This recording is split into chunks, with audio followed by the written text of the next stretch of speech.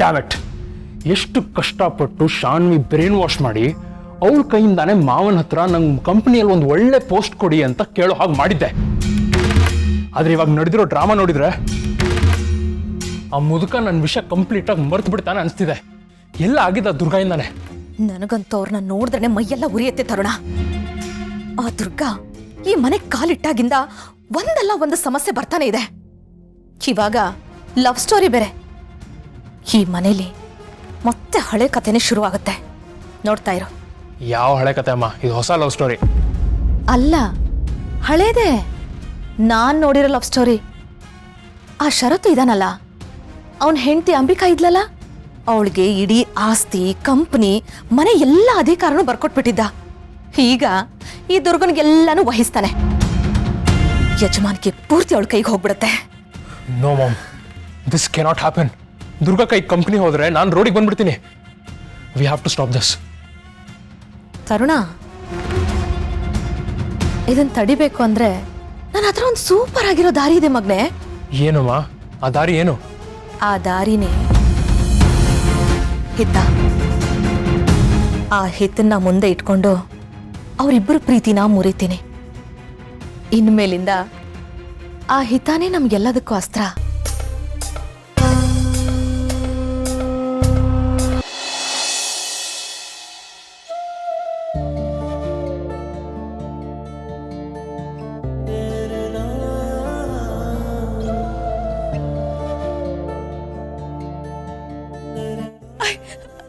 I love you. I love you.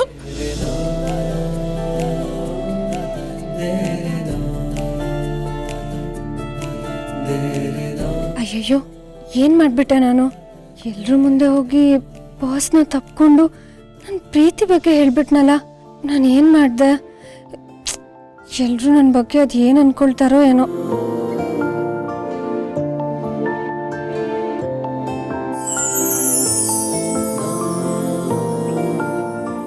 Durga, ನಾನು ಏನು ಮಾಡಿಬಿಟ್ಟೆ ಅಂತ ಯೋಚನೆ ಮಾಡ್ತಾ ಇದೀಯಾ? ಏನೂ ಮಾಡಿಲ್ಲಪ್ಪ. ನಿನ್ನೊಳಗೆ ನನ್ನ ಮೇಲಿದ್ದಿದ್ದ ಪ್ರೀತಿನ ನೀನು ಬಾಯ್ಬಿಟ್ಟು ಹೇಳ್ಕೊಂಡೆ ಅಷ್ಟೇ.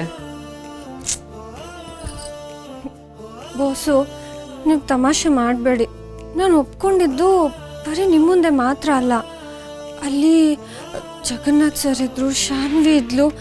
ಅವರೆಲ್ಲರೂ ಮುಂದೆ ನಾನು ನಿಮ್ಮನ್ನ ತಪ್ಕೊಂಡ್ಬಿಟ್ಟೆ. ಅವರೆಲ್ಲರೂ ನನ್ನ ಬಗ್ಗೆ ಅದು ಏನು ಅಂದ್ಕೊಂಡ್ರು ಏನೋ. ಬೆಳಗ್ಗೆ ನಾನು ಅವ್ರಿಗೆ ನನ್ನ ಮುಖ ಹೇಗೆ ತೋರಿಸ್ಲಿ? ನನಗೊಂಥರ ಆಗುತ್ತೆ ಬಾಸು. ಅಬ್ಬಬ್ಬಬ್ಬಬ್ಬಾ, ದುರ್ಗಾ ಮೇಡಮ್, ನಿಮ್ಮೊಳಗೆ ಇಷ್ಟು ದೊಡ್ಡ ಡ್ರಾಮಾ ಕ್ವೀನ್ ಇದ್ದಾಳೆ ಅಂತ ನನಗೆ ಗೊತ್ತಿರಲಿಲ್ಲಪ್ಪ. ಹಾಲಲ್ಲಿ ನಿಮ್ಮ ಅವತಾರ ಹೆಂಗಿತ್ತು ಅಂತಂದರೆ, ಎಷ್ಟು ದೊಡ್ಡ ಸೈನ್ಯ ಬಂದ್ರೂ ನಾನು ಹೆದರಲ್ಲ ಅನ್ನೋ ರೇಂಜಿಗಿತ್ತು. ನನ್ನನ್ನು ಫುಲ್ಲು ಬಿಲ್ಡಪ್ಪಲ್ಲಿ ಗಟ್ಟಿಯಾಗಿ ತಪ್ಕೊಂಡೆ.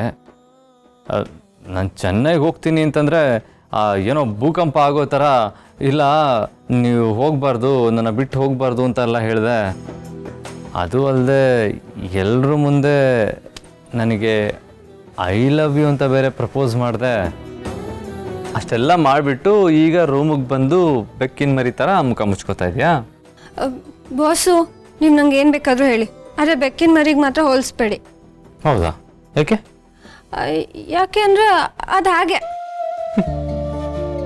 ಕೋಪ ಮಾಡಿಕೊಂಡ್ರೆ ಬೆಕ್ಕಿನ ಮರಿ ಮುಖ ಇಷ್ಟು ಕ್ಯೂಟಾಗಿರುತ್ತೆ ಅಂತ ನಂಗೆ ಗೊತ್ತಿರಲಿಲ್ಲಪ್ಪ. ಬಾಸು,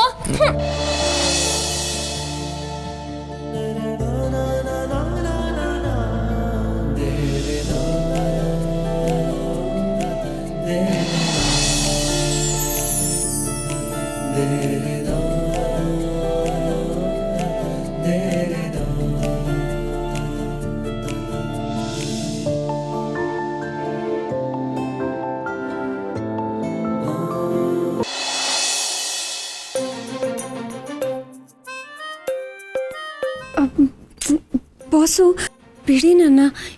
ಯಾರಾದ್ರೂ ಬಂದರೆ ಏನು ಅನ್ಕೋತಾರೆ? ಬಿಡಿ ಬಾಸು. ಯಾರು ಬರ್ತಾರೆ? ಯಾರು ಬರಲ್ಲ. ಇದು ನಮ್ಮ ರೂಮ್ ದುರ್ಗಾ.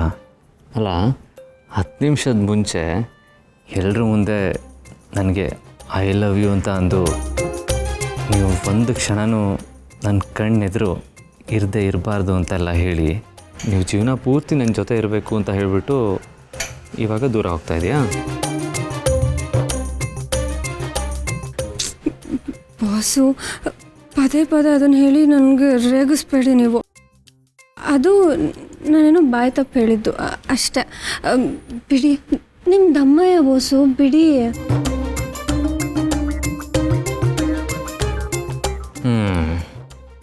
ಎಲ್ಲರೂ ಮುಂದೆ ಅಷ್ಟು ದೊಡ್ಡ ವಿಷಯನ ಹೇಳಿಬಿಟ್ಟು ಇವಾಗ ಬಾಯಿ ತಪ್ಪು ಹೇಳಿದೆ ಅಂತ ಸುಳ್ಳು ಹೇಳ್ತಾ ಇದೆಯಾ? ಇಷ್ಟು ದಿನ ನಿನ್ನ ಮನಸ್ಸಲ್ಲಿ ಮುಚ್ಚಿಟ್ಕೊಂಡಿದ್ದ ಮಾತುಗಳೇ ಇವತ್ತು ನಿನ್ನ ಬಾಯಲ್ಲಿ ಬಂದಿರೋದು. ಅದು ಬಾಯಿ ತಪ್ಪು ಬಂತು ಅಂತ ನೀನು ಹೇಳಿಬಿಟ್ರೆ ಅದನ್ನು ನಂಬೋ ಮುಟ್ಟಾಳ ನಾನಾಗ್ಬಿಡ್ತೀನಾ? ನಿನ್ನ ಮನಸ್ಸಲ್ಲಿ ಏನಿದೆ ಅಂತ ನನಗೆ ಇವಾಗ ಗೊತ್ತಾಗಿದೆ. ಆದರೆ ಮುಂದೇನು ಮಾಡೋದು ಅಂತ ನನಗೆ ಗೊತ್ತಾಗ್ತಾ ಇಲ್ಲ. ಮುಂದೇನು ಅಂತ ನೀನೇ ಹೇಳ್ತೀಯಾ? ಮುಂದೇನು ಅಂತ ನಾನು ಹೇಳಬೇಕಾ?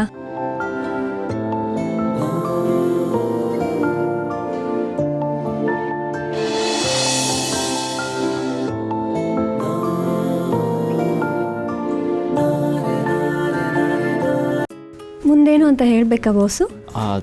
ದುರ್ಗಾ ನೀನು ಮುಂದೇನಾಗುತ್ತೆ ಅಂದರೆ,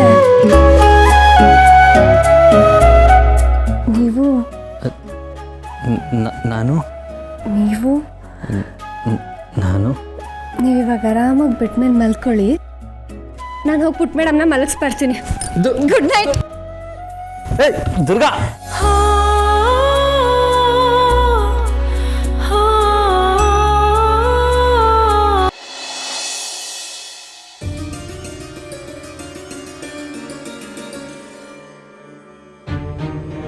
ನಾನು ನಿಮ್ಮನ್ನು ತುಂಬ ಪ್ರೀತಿಸ್ತಿದ್ದೀನಿ ಬಾಸು.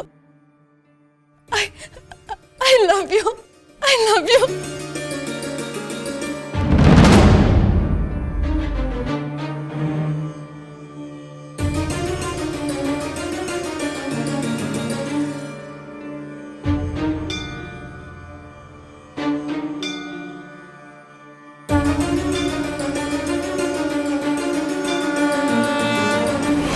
ಅತ್ತೆ,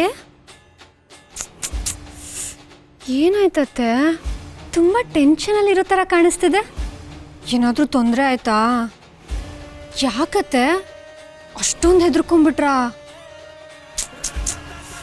ನಾನು ಬಾಸ್ ಹತ್ರ ಹೋಗಿದ್ನ ನೋಡಿ ಸತ್ಯನೆಲ್ಲ ಹೇಳ್ಬಿಡ್ತೀನಿ ಅಂತ ಒಂದು ಕ್ಷಣಕ್ಕೆ ನಿಮ್ಮ ಎದೆ ನಡ್ಗೋಗ್ಬಿಡ್ತಾ? ಅತ್ತೆ, ನಾನು ನನ್ನ ಮನಸ್ಸಲ್ಲಿರೋ ಸತ್ಯನೇ ಹೇಳಿದ್ದು, ನನ್ನ ಪ್ರೀತಿ ಸತ್ಯನ. ದುರ್ಗಾ,